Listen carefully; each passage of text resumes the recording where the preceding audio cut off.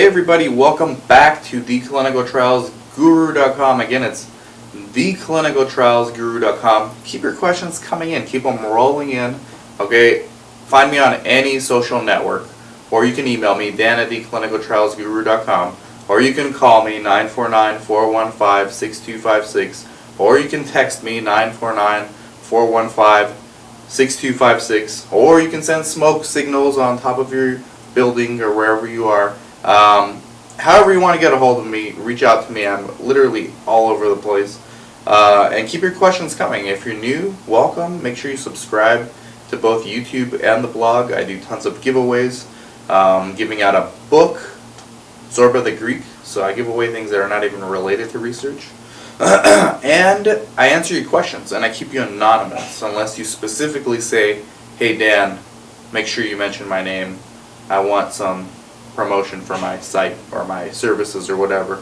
I'll do that too. So today's question is pretty interesting. It's about budgeting and about contracts, specifically research clinics, and how they can invoice certain items to the sponsors or the CROs for reimbursement. So the question comes from someone who will remain anonymous.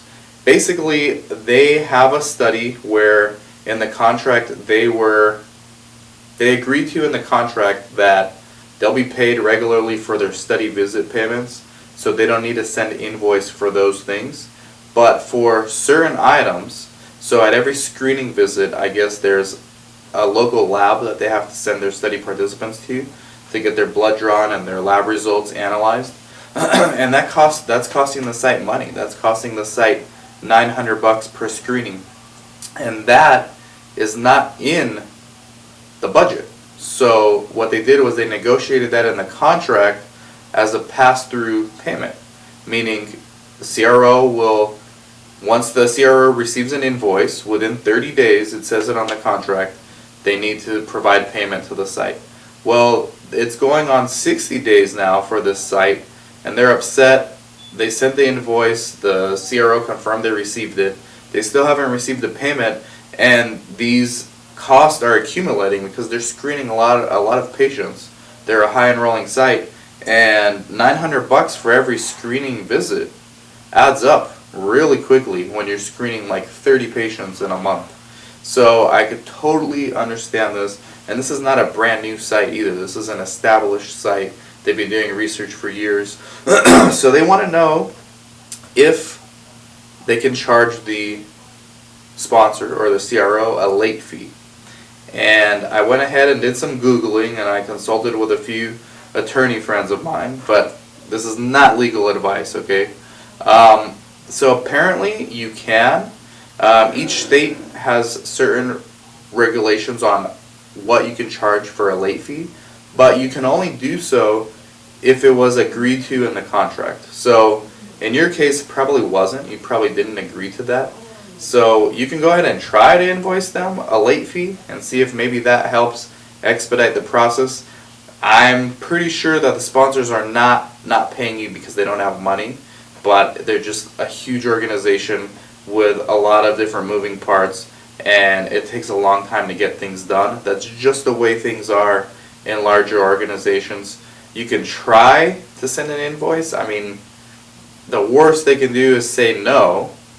Or the worst that can happen is you get a not-so-friendly call from the project manager asking you what the hell you're doing, charging late fees when you did not agree to that in the contract. So, try it out if you want. Let me know what they say about the late fee. Now, what I would do is like charge 10% late fee. So, if, let's just, for simplicity's sake, let's say it's $1,000 that you invoiced, and they're supposed to pay it in 30 days, and you didn't get it yet, I would charge 10%, so another $100. And you can itemize that in your invoice. Say $1,000 past due, an extra $100 late fee. I think that's the most you could probably get away with. The way this works in other industries is you charge your interest rate per year. So again, for the simplicity of the math, let's charge 12% a year late fee. Okay, so depending on how many months they're late, So if they're 1 month late, it's 1%. If they're 2 months late, it's 2%. If they're 12 months late, it's 12%. That's how they would calculate the late penalty. For your case and for our case, if you want to try, make it simple, 10% flat fee for late fees. And those will add up for them if they keep accumulating. I don't think they're going to pay it. Even if they wanted to pay it, I don't think their legal department would allow them to issue that payment. I don't think it would get approved because it's not in the contract. Now, I do think, and I haven't done this myself either, but I'm thinking about doing this, about putting a late payment, a late fee payment in the contract. We may not be able to get away with it for the study visits, which are automatically triggered by all kinds of different processes. Either the CRAs have to review all the data, make sure all queries are answered, or sometimes the IVRS has to be triggered. Nobody really knows what triggers a payment. Every study is different. So I don't think you could put a late fee there. But you could negotiate a late fee for invoiceable items in your contract, such as local labs or transportation invoices, things that they call them flow-through costs. So you absorb the cost, you invoice the sponsor, they're supposed to reimburse you as per contract. On those invoiceable items, I would include a late fee. I haven't done this yet. I'm thinking of trying it, but if someone's in the middle of negotiating a contract right now, try it out. Let me know if it works. Let me know if it gets approved. Because if we can get this approved, we can make this a new standard, at least for research sites. And if we get enough sites doing this, it may help some of these problems. I know usually sponsors at the beginning of a trial, they're still figuring out all their accounting systems for that protocol. So payments are typically delayed. It's very common for payments to be delayed a little at the beginning of a study. But in the middle and towards the end of the studies, they already have all these processes and systems in order, and it's more efficient. So you seem to get your payments on a more regular basis, especially invoiceable fees. But maybe we can try to get this an industry standard. Say, hey, we understand that we can't charge you a late fee for our regular study payments, but we are going to start adding this clause into our invoiceable items. And we may not be able to get away with doing this now because the supply of studies is pretty low compared to other years.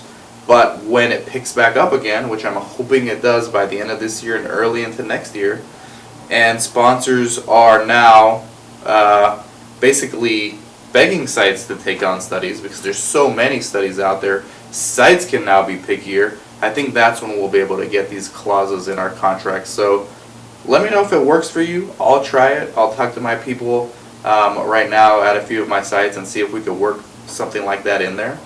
See if it gets approved, and then maybe make it an ongoing thing in the future, right? Thank you guys for sending in your questions. As always, they're good. Keep them coming. Thanks for watching. It means a lot. Dan from theclinicaltrialsguru.com. Take care.